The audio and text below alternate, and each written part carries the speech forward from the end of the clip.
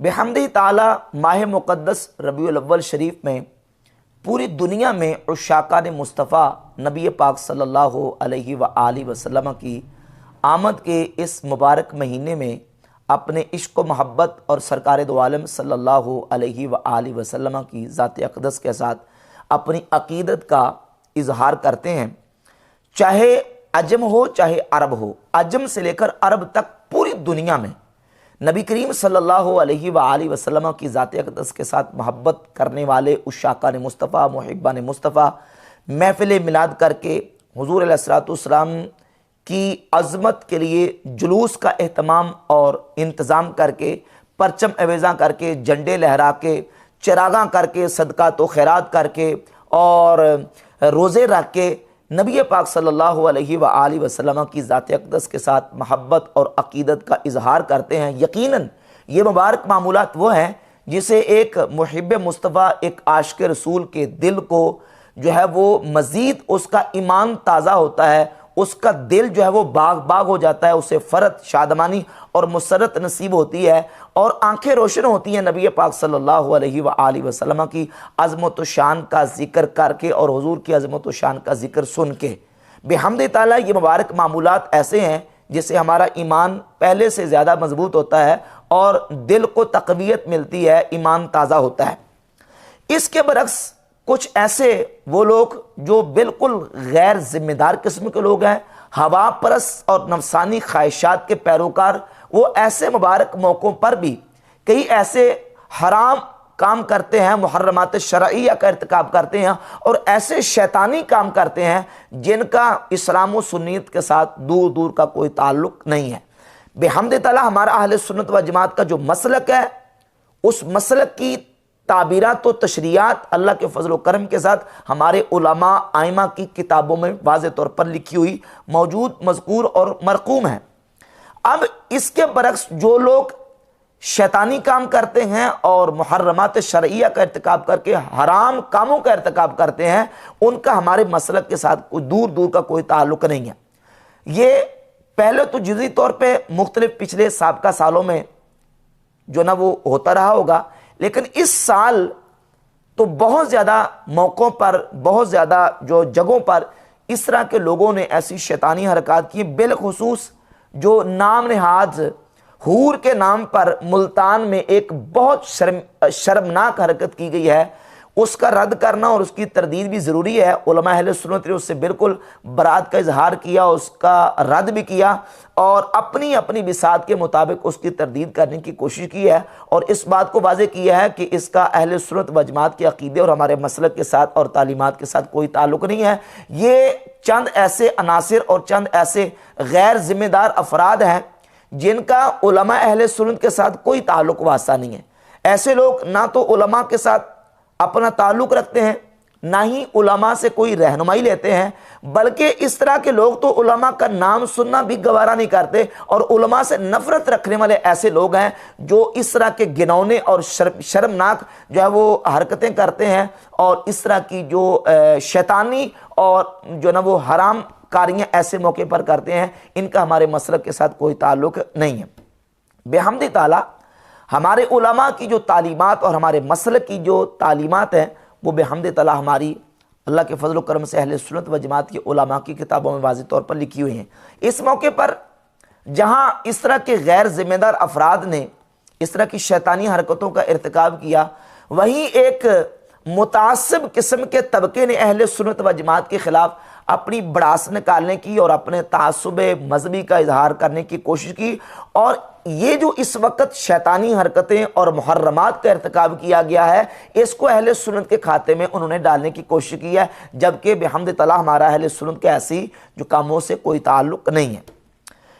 اچھا، پھر ایسے موقع پہ کچھ لوگوں کے تاثرات یہ بھی ہے کہ یہ جو میلاد کی محافل ہیں، آپ اہل سنت کے میلاد کی محافل میں یہ کچھ ہوتا ہے تو آپ ان محفلوں کو بند کر دیں اور میلاد کے موقع پر یہ جو آپ کی جو ایکٹیویٹیز ہیں ان کو بند کرنا چاہیے اور ان کو روک دینا چاہیے۔ حالانکہ یہ ان کا مطالبہ بالکل سرے سے غلط ہے اور بالکل جو ہے وہ تعصب پہ مبنی ہے۔ دیکھیں، اگر ناک پہ مکھی بیٹھ جاتی، بلا تشبیہ عرض کر رہا ہوں کہ ناک پہ مکھی بیٹھ جائے تو مکھی کو اڑانا، ناک کو نہیں کاٹ دینا۔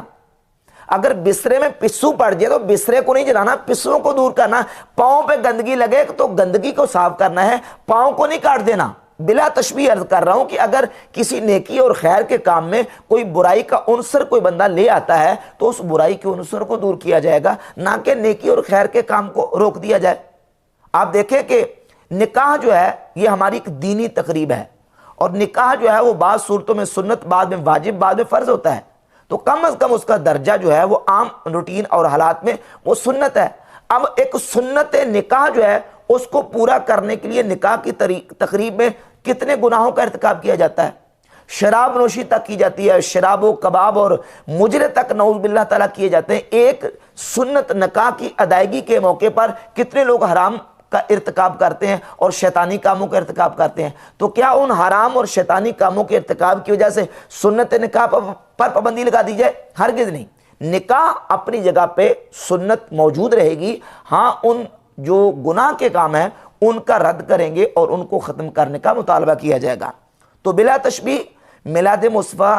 نبی پاک علیہ السلام کے میلاد پاک کی ان مبارک سہانی جو وہ مہینے کی مبارک گھڑیوں میں جو بھی نیک اعمال کیے جاتے ہیں ان کو اپنی جگہ پہ قائم رکھا جائے گا، جو ایمان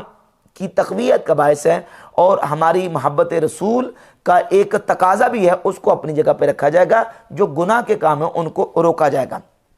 اب اس سلسلے میں یہ یاد رکھیں کہ اہل سنت و جماعت کے علماء ہمیشہ سے رد کرتے رہے اور رد کر رہے ہیں، اور انشاءاللہ رد کرتے رہیں گے اللہ کے فضل و کرم سے گناہ کے کاموں کا، برائی کے کاموں کا اور حرام کے کاموں کا۔ اس سلسلے میں بالخصوص جو ایک نام نہاد حور کے نام پر وہاں ایک شرمناک حرکت کی گئی ہے، ایک عورت کو بٹھا کر اس کے بال جو ہے وہ لٹکا کے اس کو میک اپ کروا کے ایک چوک اور چرستے میں بٹھا دیا گیا، اس کا تو اسلام کے ساتھ دور دور کا کوئی تعلق نہیں، بلکہ ایسے جو حرام کام ہیں جو مجمع علیہ اور متفقن علیہ اور قطعی طور پر حرام کام ہے، ایسے حرام کاموں کو اگر کوئی بندہ حلال سمجھ کے کرے گا وہ تو اسلام سے فارغ ہو جائے گا۔ مستحل حرام کا ارتکاب کرنے والا، یعنی ایک قطعی حرام کو حلال جاننے والا، وہ علم عقائد کی 20 کتابوں میں یہ مسئلہ لکھا ہوا ہے کہ وہ بندہ اسلام سے فارغ ہو جاتا ہے، دائرہ اسلام سے نکل جاتا ہے، اس کا اسلام کے ساتھ کوئی تعلق باقی نہیں رہتا، کیونکہ قطعی حرام کو حرام جاننا یہ فرض ہے۔ جو قطعی حرام کو حرام نہ جانے بلکہ اس قطعی حرام کو حلال جانے گا وہ تو سرے سے اسلام سے ہی فارغ ہو جائے گا۔ امام اہل سنت اشاع امام احمد رضا خان محدث بریلی رحمۃ اللہ تعالی علیہ کے فتاوی رضویہ شریف کی جلد نمبر 23 کے صفحہ نمبر 296 پہ یہ اقتباس، اس کا اردو ترجمہ یہ موجود ہے کہ اعلیٰ حضرت امام اہل سنت رحمۃ اللہ علیہ فرماتے ہیں، یہاں تک کہ جو کوئی اس کو حلال جانے وہ قطعی اور یقینی طور پر کافر ہو جائے گا۔ یعنی ایک یقینی حرام کام ہے، اس کو کوئی بندہ حلال جانتا ہے تو وہ تو مسلمان ہی نہیں رہے گا۔ لہذا ایسے وہ لوگ جو ایسے حرام کاریاں کر کے اور شیطانی اور ابلیسی کام کر کے اس کو حلال جانے کے، وہ تو سرے سے مسلمان ہی نہیں ہے، چاہے جائے کہ ان کو اہل سنت کے کھاتے میں ڈالا جائے۔ اور پھر عورتوں اور خواتین کی محافل میلاد اور خواتین کا جو نعت خوانی کرنا اور خواتین کا اس انداز سے مردوں کے سامنے بے پردہ اور بے حجابانہ آنا، اس حوالے سے تو بالخصوص اعلیٰ حضرت امام اہل سنت رحمۃ اللہ کے چند فتاوی جات جو ہیں وہ میں آپ کے سامنے رکھوں گا۔ ان میں سے فتاوی رضویہ شریف کی جلد نمبر 22 کے صفحہ نمبر 240 پر اعلیٰ حضرت رحمۃ اللہ علیہ سے ایک سوال کیا گیا کہ چند عورتیں ایک ساتھ مل کر گھر میں میلاد شریف پڑھتی ہیں اور آواز باہر تک سنائی دیتی ہے، یوں ہی محرم کے مہینے میں کتاب شہادت وغیرہ بھی ایک ساتھ آواز ملا کر پڑھتی ہیں، یہ جائز ہے یا نہیں؟ تو امام فرماتے ہیں کہ ناجائز ہے کہ عورت کی آواز بھی عورت ہے اور عورت کی خوش الہانی کہ اجنبی سنے محل فتنہ ہے، واللہ تعالی عالم۔ اور صفحہ نمبر 242 ہے جلد 22 کا لکھتے ہیں کہ سوال، عورتوں کا بیان میلاد شریف حضرت صلی اللہ علیہ وآلہ وسلم زنانی محفل میں بآواز بلند نثر و نظم پڑھنا اور نظم خوش آوازی و لحن کے ساتھ پڑھنا اور مکان کے باہر سے ہمسایہ کے مردوں اور نامحرموں کا سننا، تو ایسا پڑھنا جائز ہے یا ناجائز؟ تو اعلیٰ حضرت امام احمد رضا محدث بریلی رحمۃ اللہ تعالی علیہ اس کا جواب لکھتے ہیں کہ عورت کا خوش الہانی سے باآواز ایسا پڑھنا کہ نامحرموں کو اس کے نغمہ کی آواز جائے حرام ہے۔ نمازل امام فقی ابو اللیث میں ہے نغمۃ المرأۃ عورتن، عورت کا خوش آواز کر کے کچھ پڑھنا، عورت یعنی محل ستر ہے، یعنی جس طرح عورت کو چھپایا جائے گا اس کی آواز کو بھی چھپایا جائے گا۔ پھر آگے عبارت نقل کرتے ہیں کہ عورت بلند آواز سے تلبیہ نہ پڑھے اس لیے کہ اس کی آواز قابل ستر ہے، یعنی عورت کو تو حج اور عمرے کے موقع پر تلبیہ پڑھنے کی بھی اونچی آواز سے اجازت نہیں ہے، کیونکہ جس طرح اس کی شخصیت اور اس کی جو وہ جسم کو چھپایا جائے گا اس کی آواز کو بھی چھپایا جائے گا۔ آگے پھر فتاوی شامی کی عبارت نقل کرتے ہوئے لکھتے ہیں کہ ترجمہ، عورتوں کو اپنی آوازیں بلند کرنا، انہیں لمبا اور دراز کرنا، ان میں نرم لہجہ اختیار کرنا اور ان میں تقطیع کرنا یعنی کاٹ کاٹ کر تحلیلی عروض کے مطابق اشعار کی طرح آوازیں نکالنا، ہم ان سب کاموں کی عورتوں کو اجازت نہیں دیتے، اس لیے کہ ان سب باتوں میں مردوں کا ان کی طرف مائل ہونا پایا جائے گا اور ان مردوں میں جذبات شہوانی کی تحریک پیدا ہوگی، اسی وجہ سے عورت کو یہ اجازت نہیں کہ وہ اذان دے۔ امام اہل سنت رحمۃ اللہ علیہ نے واضح دو ٹوک انداز میں لکھ دیا کہ خواتین اور عورتوں کو تو مردوں کے سامنے آواز بھی جو ہے وہ خوش الہانی کے ساتھ بلند کرنے کی اجازت نہیں ہے۔ اور پھر امام اہل سنت رحمۃ اللہ علیہ فتاوی رضویہ کی جلد 22 کے صفحہ نمبر 245 پر ایک سوال کے جواب میں لکھتے ہیں، سوال یہ ہے کہ عورتیں باہم گلا ملا کر مولود شریف پڑھتی ہیں اور ان کی آوازیں غیر مرد باہر سنتے ہیں، تو اب ان کا اس طریقہ سے مولود شریف پڑھنا ان کے حق میں باعث ثواب کا ہے یا کیا؟ جواب، عورتوں کا اس طرح پڑھنا کہ ان کی آواز نامحرم سنیں باعث ثواب نہیں بلکہ گناہ ہے، واللہ تعالی عالم۔ وہ فرماتے ہیں کہ عورت کی تو آواز بھی باہر سننے کی سنائی دینے کی اجازت نہیں ہے، چے جا کے ایک عورت کو میک اپ کر کے اور اس کو بنا سنوار کے ڈیکوریشن پیس بنا کے میلاد کے اس مبارک موقع پر چوراہے اور چورستے میں کھڑا کر دیا جائے، بٹھا دیا جائے، ہرگز یہ جائز نہیں بلکہ حرام ہے۔ اور صفحہ نمبر 249 فتاوی رضویہ کی جلد 22 کا لکھتے ہیں کہ عورتوں کا گھر سے نکلنا خصوصاً تماشا دیکھنے کو ناجائز ہے، اور آج کل بالخصوص یہ فتویٰ ایسے موقع پہ بالکل فٹ آتا ہے کہ پہاڑیاں لگا کے اور میلاد شریف کی جو خصوصی رات ہے، خاص رات، اس رات میں جو نا وہ پہاڑیاں لگا کے اور اس طرح کے کتے بلے اور بندروں کی جو نا وہ شبیہات بنا کے اور جو نا وہ مداری قسم کے باندر قسم کی جو نا وہ شکلیں بنا کے، اس طرح کے جو لڑکے جو نا وہ کبھی شیطان بنتے ہیں، کبھی کس طرح کی شکلیں بناتے ہیں، اس طرح کے تماشے کے مقام پہ عورتوں کو جانا بھی جائز نہیں ہے، اور مردوں کو اسے روا رکھنا بے غیرتی ہے۔ فرماتے ہیں اگر مرد ایسی جگہوں پہ عورتوں کو بھیجتے ہیں اور اس کو جائز رکھتے ہیں تو یہ بھی جائز نہیں ہے، یہ بے غیرتی ہے۔ اور پھر فتاوی رضویہ کی جلد نمبر 23 کے صفحہ نمبر 296 پہ تو بالکل واضح طور پہ عورتوں کے حوالے سے اعلیٰ حضرت امام اہل سنت رحمۃ اللہ علیہ نے ایک سوال کا جواب لکھتے ہوئے لکھا کہ غیر محرم عورت کا اس طرح بے پردہ مردوں کی محفل میں جانا ہجان خیز اور فتنے کا باعث ہے، اس کا آراستہ و پیراستہ ہونا اور بن ٹھن کر نکلنا، مردوں کا اسے شہوت کی نگاہ سے حصول لذت کے لیے دیکھنا، اس کے اعضاء مثلا سر، بال، بازو، سینہ اور گلا، ان سب کی طرف دیکھنا، اس کا ترنم سے گیت گانا، گانے بجانے کے آلات کا استعمال کرنا، یہ ان پر مزید تند و تیز آگ ہے۔ اس خاص عورت کا زور سے پاؤں زمین پر مارنا کہ جس سے اس کے زیورات کی جنکار محسوس ہونے لگے، ان سب کے علاوہ دوسری فتنہ برپا کرنے والی حرکات اور شہوت خیز انداز، یہ سب کام حضور اکرم صلی اللہ علیہ وآلہ وسلم کی شریعت میں حرام حرام اور حرام ہیں، اور یہ ایک دوسرے پر مزید اندھیرے ہیں۔ خلاصہ یہ ہے کہ اس برے اور بے حیائی کے کام کی حرمت حضور علیہ السلام کے دین میں واضح ہے، یہاں تک کہ جو کوئی اس کو حلال جانے وہ قطعی اور یقینی طور پر کافر ہو جائے گا۔ ایسے محرمات جو یقینی حرام ہے، ایسے حرام کاموں کو جو حلال جانے گا اس کو تو سنی کہنا تو درکنار، وہ مسلمان ہی نہیں رہے گا، وہ تو اسلام سے اپنا جو ہے وہ ہاتھ دو بیٹھے گا جو بندہ ایسے محرمات کا ارتکاب کر کے اس کو حلال جانے گا۔ یہ ہے ہمارے علماء کی تعلیمات اور یہ ہمارے علماء کے فتاوی جات۔ بلکہ امام اہل سنت شاہ امام احمد رضا خاں محدث بریلوی رحمۃ اللہ علیہ سے جب سوال ہوا تو آپ نے اس سوال کے جواب میں جو جواب دیا، پہلے سوال سنیں۔ عرض یہ ہے کہ حضور نوشہ کا وقت نکاح صحرا باندھنا نیز باجے گاجے سے جلوس کے ساتھ نکاح کو جانا شرعاً کیا حکم رکھتا ہے؟ باجے گاجے وغیرہ بجانا یہ شادی کا اور نکاح کے موقع پہ، تو فرماتے ہیں خالی پھولوں کا صحرا جائز ہے، اور یہ باجے جو شادی میں رائج و معمول ہیں سب ناجائز و حرام ہیں۔ یہاں تک جو ہے نا وہ آلات موسیقی کے حوالے سے امام اہل سنت رحمۃ اللہ علیہ نے بیان فرمایا۔ اور عورت کے حوالے سے سوال ہوا کہ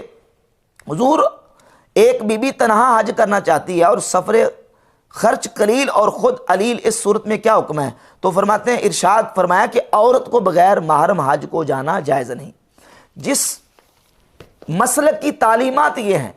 کہ عورت کو بھی حج کے لیے بغیر محرم کے جانے کی اجازت نہیں دے رہے امام اہل سنت رحمۃ اللہ علیہ، اور عورتوں کا اس انداز سے بے پردہ بے حجابانہ مردوں کے سامنے اختلاط کرنا اس کی اجازت نہیں دے رہے۔ وہ ایک عورت کو ڈیکوریشن پیس بنا کے اور اس کو بنا سمار کے جو نا وہ اس کو زیور سے آراستہ کر کے باہر چوک اور چرستے میں بٹھانے کی کس طرح اجازت دے سکتے ہیں؟ بالکل حرام اور ناجائز ہے۔ اور پھر اعلیٰ حضرت امام اہل سنت رحمۃ اللہ علیہ فتاوی رضویہ کی جلد نمبر 24 کے صفحہ نمبر 491 پہ لکھتے ہیں کہ ڈول بجانا حرام ہے۔ اب یہ جو آلات موسیقی اور اس انداز سے جو چیزیں ایک رواج جس کو دیا جا رہا ہے اس حوالے سے اعلیٰ رحمۃ اللہ لکھتے ہیں کہ ڈول بجانا حرام ہے، اور جس رات کا نام خدائی رات رکھا ان میں بجائے عبادت گناہ و معصیت کرنا گویا گناہ کو معاذ اللہ عبادت ٹھہرانا ہے، اور یہ اور زیادہ حرام ہے۔ اور پھر اسی صفحے پہ لکھتے ہیں چند آدمیوں کا مل کر خوش الہانی سے پڑھنا بھی جائز ہے، جبکہ شعر شرن اچھے ہوں اور راگنی کا قصد نہ کریں، مگر امرت لڑکوں کو ان میں شریک نہ کیا جائے کہ ان میں فتنہ ہے۔ یہ سب مسائل بارہا ذکر ہو گئے ہیں۔